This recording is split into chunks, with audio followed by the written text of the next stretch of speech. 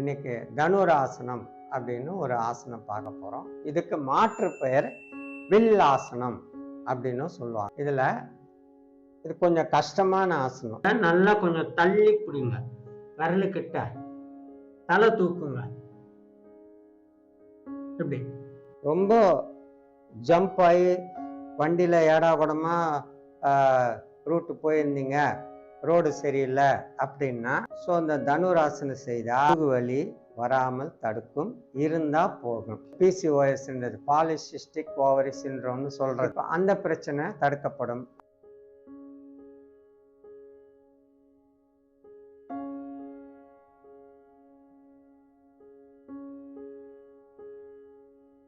அனைவருக்கும் அன்பான வணக்கம். எல்லாரும் ஆரோக்கியமா இருக்கீங்களா? நீங்களும் உங்கள் குடும்பமும் ஆரோக்கியமாக பொருளாதாரத்துடன் உயர்ந்து நல்வாழ்வு வாழ வேண்டும் என்று நான் வணங்கும் இறைவனை வேண்டி வணங்குகிறேன். இந்த யோகாமாபதி சேனலுக்கு நீங்கள் புதியவராக இருந்தால் பெல் பட்டன் ப்ரெஸ் செய்து சப்ஸ்கிரைப் செய்து எங்களுக்கு உதவுமாறு அன்புடன் வேண்டுகிறேன். இன்னைக்கு தனுராசனம் அப்படின்னு ஒரு ஆசனம் பார்க்க போகிறோம். இதுக்கு மாற்று பெயர் வில்லாசனம் அப்படின்னு சொல்லுவாங்க. சரி, இப்போ இது கொஞ்சம் கஷ்டமான ஆசனம். அதனால கஷ்டமான ஆசனத்தெல்லாம் மூணா பிரித்து தான் நான் சொல்லித்தரேன். அதாவது ஃபஸ்ட்டு செஞ்சு காட்டுறது, இந்த மூணா பிரிக்கிறது ஸ்டேஜ் 1. ஸ்டேஜ் 1ல் 60 வயசுக்கு மேலே உள்ளவங்க செய்யுங்க. ஸ்டேஜ் 2ல் 50 வயசுக்கு மேற்பட்டவங்க செய்யுங்க. அது கொஞ்சம் தான் கஷ்டமாக இருக்கும். ஸ்டேஜ் 1 ரொம்ப ஈஸியாக இருக்கும். அதனால 60 வயசுக்கு மேற்பட்டாங்க.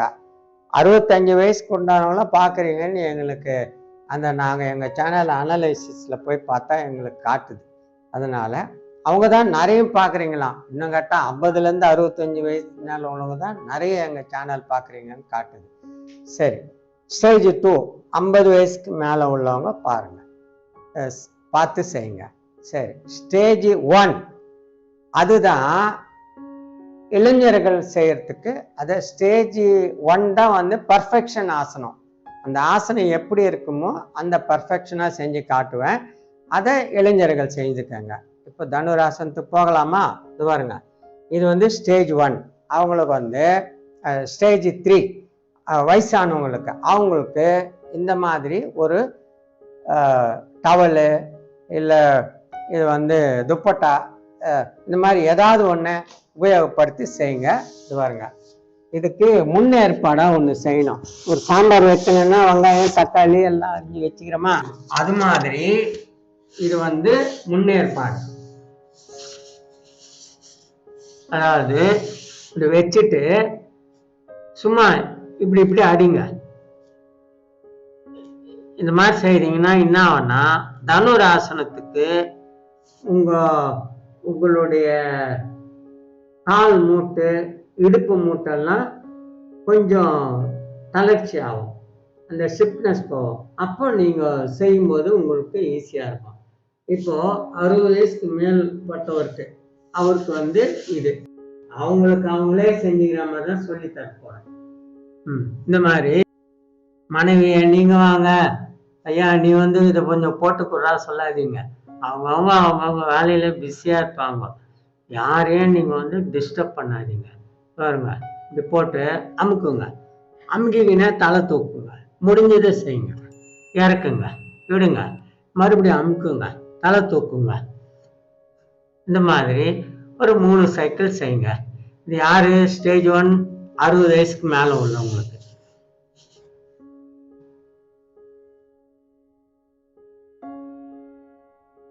இப்போ இந்த 50 வயசுக்கு மேல 55 வயசு அப்படி இருக்காங்கல்ல, அவங்களுக்கு என்ன பண்ணுங்க, இந்த ரொம்ப முதியோர் 60 வயசுக்கு மேல உள்ளவர் துப்பட்டா போட்டு பிடிச்ச மாதிரி பிடிக்காம நீங்க சும்மா பிடிங்க. இப்படி பிடிச்சிட்டு தலை மட்டும் தூக்கிட்டு இத சும்மா அப்படி கொஞ்சம் தள்ளுங்க. தலை தூக்கணும், ஆனா கொஞ்சம் தள்ளுங்க, இறக்கிடுங்க. சரியா?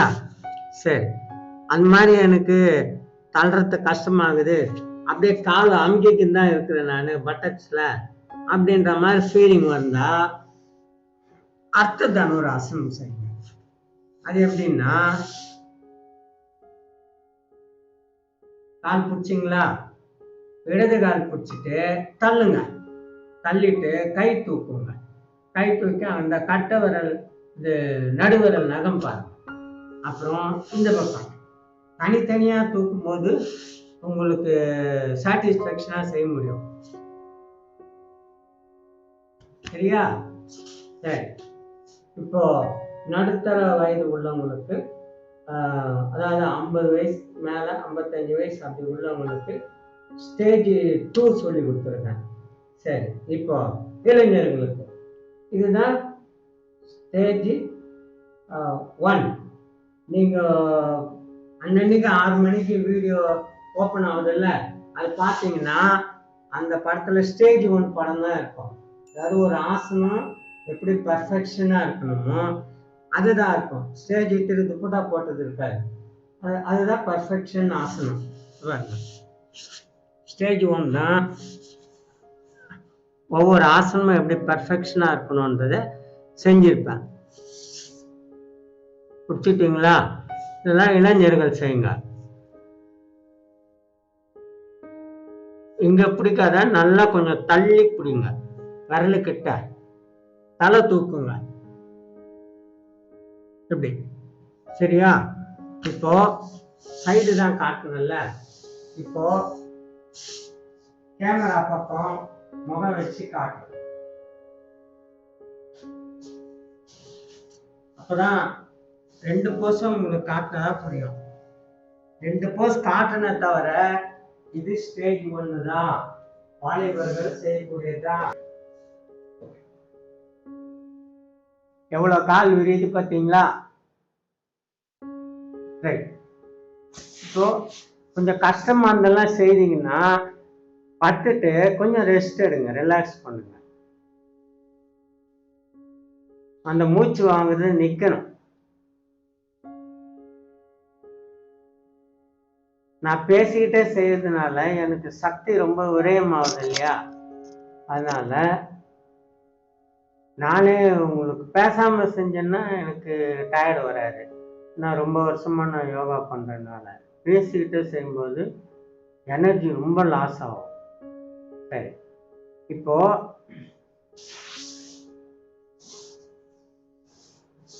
தனுராசனத்துக்கு உடம்பு இப்படி வளைஞ்சுதா, அப்போ அதுக்கு ஆல்டர்னேட்டிவ் செய்யணும். ஒரு A4 பேப்பரை சுருட்டி போட்டீங்கன்னு வச்சுங்க, திருப்பி அதை ஸ்ட்ரைட் பண்ண முயற்சி பண்ணா நாய் வால் மாதிரி சுருண்டுக்குதா, என்ன பண்றீங்க? ரிவர்ஸ்ல சுத்துறீங்களா? ரிவர்ஸ்ல சுத்திட்டு சும்மா நீங்க அப்படி போட்டாலே விரிஞ்சு போதா? அது மாதிரிதான் நீங்க நேரா உட்கார்ந்த மாதிரி இருக்கும், ஆனா உள்ளுறுப்புகள்லாம் அதது இடத்துல அதது பொசிஷன்ல வந்து இருக்காது. அதுக்கு மாற்றாசனம் செய்தாதான் வரும். அதுக்குதான் இந்த கட்டி ஆசனம். கட்டி ஆசனம்னு தனியா ஒரு வீடியோ போடுவேன், அதுல அதை பத்தி நாங்க போடுவோம். கட்டி ஆசனம் அதுல அதை பத்தின விளக்கம் இருக்கும். ஜஸ்ட் நீங்க தனுராசனத்துக்கு ஆல்டர்னேட்டிவ் இது செய்யணும். சரி, ஒரு சைக்கிள் செஞ்சா 1 மரம் தூக்குனா போதும், 2 சைக்கிள் செஞ்சீங்கன்னா 2 மரம் தூக்கணும். சரியா? 3 சைக்கிள் செஞ்சீங்கன்னா 3 மரம் தூக்கணும். சரி, இப்போ தனுராசனத்துக்கு என்ன பலன்னு பார்ப்போமா? பின்பக்கம் நல்லா விரியும் முதுகு. ஸோ அதனால அந்த டிஸ்க்குக்கெல்லாம் நல்ல ரத்த ஓட்டம் போகும். அந்த ஏன் முதுகு வலி வருதுன்னா தசை இறுக்கத்தினால வரும். தசை இறுக்கத்தினால சரியா ரத்த ஓட்டம் போகாம வரும். அப்புறம் ரொம்ப ஜம்ப் ஆகி வண்டியில் ஏடா கூடமா ரூட்டு போயிருந்தீங்க, ரோடு சரியில்லை அப்படின்னா அந்த ஜம்ப் ஆகி அந்த தசைகளுக்கெல்லாம் ரொம்ப ஸ்ட்ரெயின் ஆகிருக்கும், அதனால வரும். ஸோ அந்த தனுராசனம் செய்தால் அந்த முதுகு தசை பலம் அடைந்து அதுக்கு நல்ல ரத்த ஓட்டம் போய் நல்ல பலம் அடைந்து முதுகு வலி வராமல் தடுக்கும். இருந்தால் போகும். சரியா? அப்புறம் ஜீரண உறுப்பெல்லாம் நல்லா விரியும். ஓகேவா? அது விரிஞ்சு சுருங்கும் போது என்ன ஆகுது, அதுக்குள்ள புது ரத்தம் நல்லா பாஞ்சு அந்த உள்ள இருக்க அழுக்கு ரத்தத்தெல்லாம் வெளியில் அனுப்பும். ஸோ அதனால் அதுக்கு இப்போது நீங்கள் இப்படி சொன்னால் கூட நீங்கள் நம்ப மாட்டீங்க, வேறு மாதிரி சொல்லட்டுமா? சரி, இப்போது பெரியவங்க பனி காலத்தில் இப்படி இப்படி பஜன் மாதிரி சேரில் உட்காந்து பண்ணிட்டு இருப்பார் ஒரு 75 வயசு தாத்தா. வேற வந்து கேட்பான், என்ன தாத்தா என்ன பண்ணின்னு இருக்கிற, இனிமேல் பஜனை பண்ணுற மாதிரி பண்ணுறிய அப்படின்னு. அதுக்கு அவர் சொல்லுவார், இல்லைப்பா பனி காலத்தில் வந்து கை வந்து விரைச்சிக்கும், சரியா ரத்த ஓட்டம் இல்லாமல், அதனால இப்படி இப்படி செஞ்சேன்னா அந்த அந்த விரைச்சிக்கிட்டு இருக்கிறது போய் நல்லா ரத்த ஓட்டம் வரும். அப்போ வந்து எனக்கு அந்த நம்னஸ் மாதிரி உணர்ச்சி இல்லாத தன்மை இருக்குல்ல, அது சரியாயிடும். ஒரு 10 நிமிஷம் செஞ்சேன்னான்னு சொல்லுவார் இல்லை? அதே தாங்க இது. இப்போ நம்ப முடியுதா? அதனால அந்த ஜீரண உறுப்பு நல்லா விரியும். விரிஞ்சிட்டு நீங்கள் காலை விடுறீங்கல்ல, அப்போ சுருங்கும்.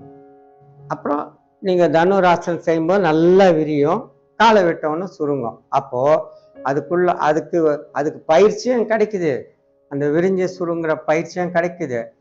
அது உள்ள புது ரத்தம் போய் பழைய ரத்தத்தை வெளியில் அனுப்பி அது வந்து புத்துணர்ச்சி பெறுது ஜீரண உறுப்பு. அதனால ஜீரண சக்தி மேம்படும்.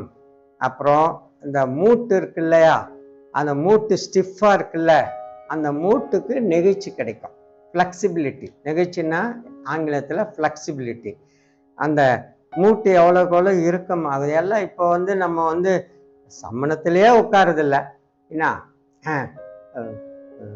ஆஃபீஸ் போனால் டேபிள் சேரு, வீட்டுக்கு வந்தால் சோஃபா, சாப்பிட வாங்கன்னா டைனிங் டேபிள், இந்த மாதிரி எங்கே உட்காருறீங்க? அதனால் மூட்டு வந்து ஸ்டிஃப் ஆகிடுது. ஸோ இந்த தனுராசனம் செய்யும்போது அந்த மூட்டுக்கள்லாம் நெகிழ்ச்சி கிடைக்கும், ஃப்ளெக்சிபிலிட்டி கிடைக்கும். அந்த ஸ்டிஃபாக இருந்துச்சுன்னா அதுக்கு சரியாக ரத்த ஓட்டம் போகாமல் மூட்டு வலி வருது. சரியா? சரி, இப்போ அடுத்து இந்த நம்ம தனுராசனம் செய்யும்போது மார்பு கூடு நல்லா விரிவடையுதா? மார்பு கூடு நல்லா விரிவடைகிறதுனால என்ன ஆகும், ஹார்ட் மசில்லாம் நல்லா விரிவடைஞ்சு சுருங்குமா? ஹார்ட் மசிலில் ரத்த குழாய் இருக்கா, அது நல்லா விரிவடையுமா, சுருங்குமா? அப்போ அதில் இந்த கொலஸ்ட்ரால் கூட தங்கிறத தடுக்குமா? நான் சொல்கிறது 19 சொல்லாங்க, சயின்டிஃபிக்காக சொல்கிறேன். சரியா? அதனால் அந்த அடைப்பு வராமல் தடுக்குமா? ஸோ அதனால் நல்ல மார்பு கூடு ஃப்ளெக்சிபிலிட்டி ஆகும். அதனால இந்த இருதயத்துக்கு கூட தங்கு தடை இல்லாமல் ரத்தம் போகும். அப்புறம் இந்த ஷோல்டர் நல்லா விரிவடைகிறதுனால நிமிர்ந்த நடையும் நேர்கொண்ட பார்வையும் இருக்கணும்னு யார் சொன்னது? பாரதியார் சொன்னாரா?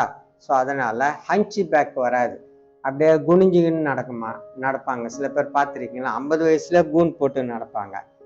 அந்த ஹஞ்சி பேக் ப்ரிவென்ஷனாக இருக்கும், கூன் முதுகு தடுக்கப்படும். நல்லா நிமிர்ந்து நடக்கலாம். எவ்வளோ நிமிர்ந்து நம்ம நடக்கிறோமோ அப்போ தான் வந்து நமக்கு மரியாதை கூட கிடைக்கும். ரோட்டில் போகிறவங்க கூட மதிப்பான். இப்படி குனிஞ்சின்னு போனீங்கன்னு வச்சுங்க, அவங்க ரோட்டில் போகிற ஆள் நம்மளை ஒரு மனுஷனாக மதிக்காமல் இடிச்சிட்டு கூட போவாங்க. ஸோ அதனால் நிமிர்ந்து நடக்கணும். சரி, அப்புறம் இந்த பலன் கிடைக்குதா? அப்புறம் லேடிஸ்க்கு மாதவிடாய் பிரச்சனை சரியாகும். எப்படின்னு கேட்டால், இங்கே ஓவரி இருக்குது, 2 ஓவரி, அதுதான் வந்து எக்கு உற்பத்தி பண்ணுது, கருமுட்டையை உற்பத்தி பண்ணுது.